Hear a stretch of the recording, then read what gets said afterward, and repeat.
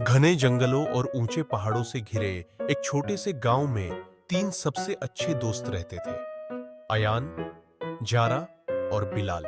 वे अपनी बहादुरी, दयालुता और अटूट दोस्ती के लिए जाने जाते थे। एक दिन गांव में खबर फैली कि गांव के कुएं के पास एक खतरनाक शेर देखा गया है। गांव वाले बहुत डर गए क्योंकि वह कुआं उनके पानी का एकमात्र स्रोत था। गांव के मुखिया ने मदद के लिए पुकार लगाई, लेकिन कोई भी शेर का सामना करने की हिम्मत नहीं कर पाया। अयान, जो तीनों में सबसे निडर था, बोला, हम डर के आगे हार नहीं मान सकते। हमें मिलकर कोई हल निकालना होगा। जारा, जो सबसे चालाक थी, ने जवाब दिया, हमें एक योजना बनानी होगी। हम सीधे जाकर मुसीबत में नहीं फंस सकते। बिलाल, जो हमेशा शांत और समझदार रहता था, ने सहमति में सिर हिलाया। पहले हमें शेर को देखना चाहिए और यह समझना चाहिए कि वह कितना खतरनाक है। अगली सुबह वे धीरे धीरे कुएं के पास पहुंचे और देखा कि शेर छांव में शांत लेटा हुआ है। जारा ने कुछ अजीब देखा और फुसफुसाई, देखो, उसके पंजे में सूजन है, जरूर उसे चोट लगी है।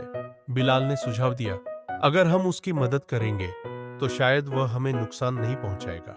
अयान ने सहमति जताई और धीरे धीरे शेर के पास जाकर उसे शांत करने के लिए मीठी बातें करने लगा। जारा ने सावधानी से शेर का पंजा देखा और उसमें एक बड़ा कांटा फंसा हुआ पाया। निडर होकर बिलाल ने कांटा बाहर निकाला, जबकि अयान शेर को सांत्वना देता रहा। उनकी हैरानी की बात यह थी कि शेर ने हमला नहीं किया, बल्कि